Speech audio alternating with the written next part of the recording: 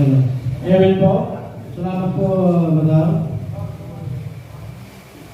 Ngayon po, tayo po yung dadako na sa pinakalundo ng ating pagtitipon-tipon po ngayon. Yung mensahe na pagkakaroon po sa atin mamaya na ating bukal ang mag-iikot sa pang-apat ng spirito na ating lalawigan. Namnamin po natin, libihin po natin, at syempre kabahagi po dyan yung sa GP calculation. Ano po? Siguro naman, pasak po tayo sa GP calculation. Di po ba? Di po ba? Yun. So, ngayon po tayo mag-start na sa ating pong munting programa at mauna po rito yung espasyo sana may Kapitan. Pagkaman wala si Kapitan Jomar Isdalio, tayo po ay bibigyan ng mensahe at yung arok sa kanya damdamin